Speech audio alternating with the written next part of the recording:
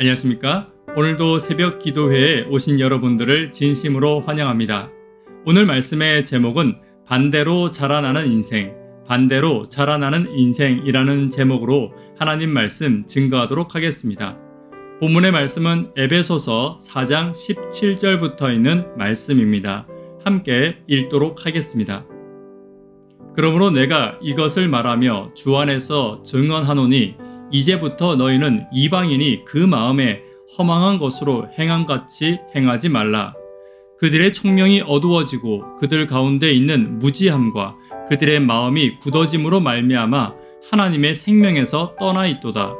그들이 감각 없는 자가 되어 자신을 방탕에 방임하여 모든 더러운 것을 욕심으로 행하되 오직 너희는 그리스도를 그같이 배우지 아니하였느니라.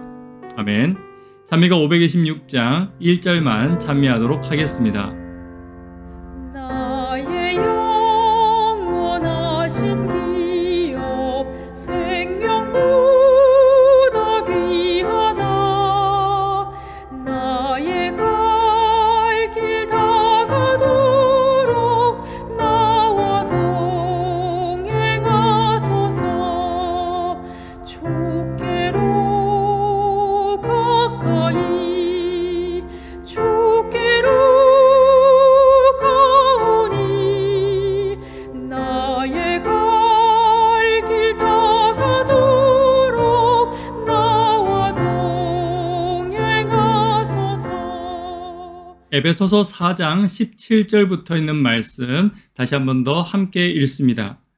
그러므로 내가 이것을 말하며 주 안에서 증언하노니 이제부터 너희는 이방인이 그 마음에 허망한 것으로 행함같이 행하지 말라. 그들의 총명이 어두워지고 그들 가운데 있는 무지함과 그들의 마음이 굳어짐으로 말미암아 하나님의 생명에서 떠나 있도다. 그들이 감각 없는 자가 되어 자신을 방탕에 방임하여 모든 더러운 것을 욕심으로 행하되 오직 너희는 그리스도를 그같이 배우지 아니하였느니라. 아멘. 사람은 예수님께로 커가든지 세상으로 커가든지 둘 중에 하나입니다. 어디로 커나가기를 바라야 하는지에 관해서는 물어볼 필요도 없습니다. 20절의 말씀을 보면 우리는 예수님 반대로 커나가는 것을 배운 적이 없습니다. 예수님처럼 되는 법 외에는 예수님이 가르쳐 주신 적도 없습니다. 그러나 죄인이기에 자연스럽게 자꾸만 하늘의 반대 방향, 예수님의 반대 방향으로 커 나가려고 하는 것 같습니다. 나의 삶이 반대로 커 나가려고 할 때, 또 나에게도 반대의 모습들이 보일 때 즉시 돌아와 예수님께로 가까이 가기를 소망합니다. 첫 번째는 허망한 것을 향해 자라는 마음입니다. 17절 함께 읽습니다. 그러므로 내가 이것을 말하며 주 안에서 증언하노니 이제부터 너희는 이방인이 그 마음의 허망한 것으로 행함같이 행하지 말라. 허망한 것이 무엇입니까? 성경에 허망한 것이란 영원한 것과 반대되는 것을 말하고 있습니다. 또 하나님께로부터 받은 영원한 생명과 반대되는 방향으로 가는 것을 말하고 있습니다. 세상을 향한 갈구와 욕망, 그리고 이 땅에서 사라지고 하늘에 가지고 가지 못하는 많은 것들을 말하고 있습니다. 또 눈에 보이지는 않지만 명예와 교만, 고집과 질투와 시기심처럼 나의 삶의 방향과 목적을 바꾸어 놓을 만한 것들도 있습니다. 그런데 예수님께서는 이러한 것들을 저와 여러분들에게 가르쳐 주신 적이 없습니다. 오늘 나의 마음이 허망한 것을 향하여 달려갈 때 예수님의 가르침에 더 집중하는 저와 여러분 되기를 간절히 바랍니다. 두 번째는 무지함과 마음이 굳어짐입니다. 18절 함께 읽습니다.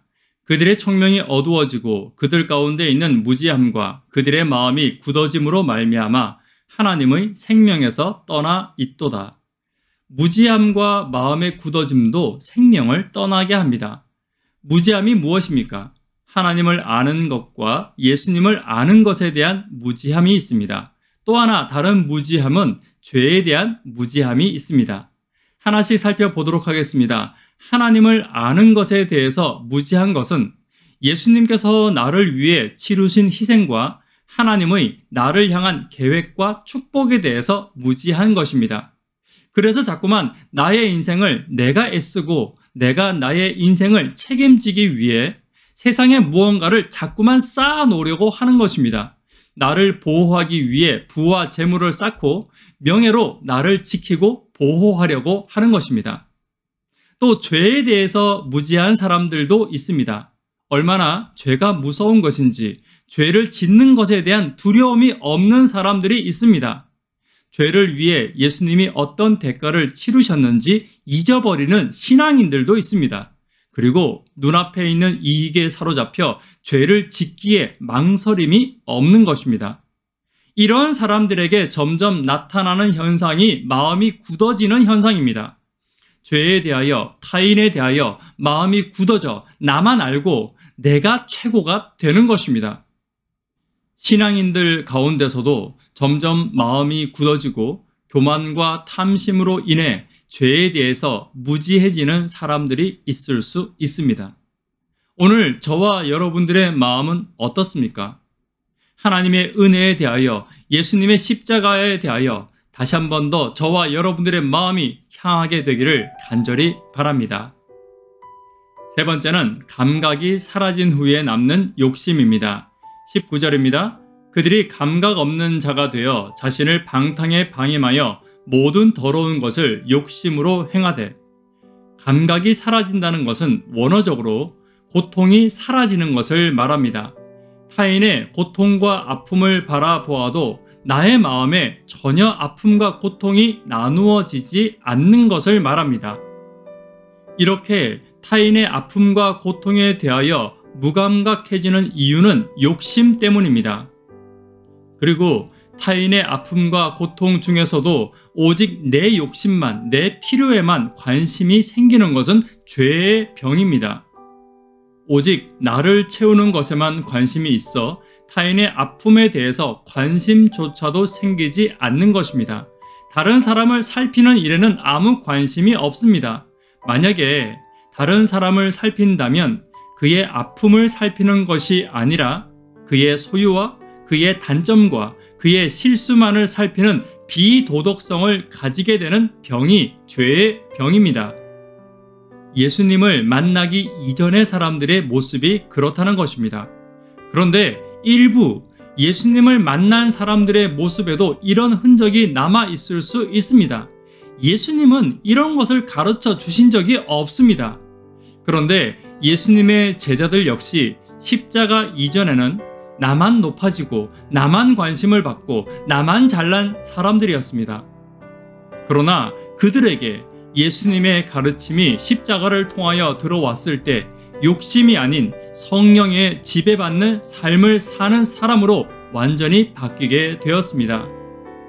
오늘 저와 여러분들의 삶도 세상의 욕심에 저항하고 하늘의 지배와 하늘의 가르침에 지배받는 성령의 인생을 살게 되기를 간절히 바랍니다.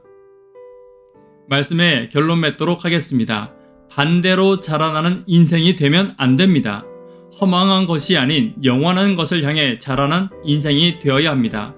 무지함에서 벗어나 하나님을 아는 것과 닮는 것에 지혜롭게 되기를 간절히 바랍니다.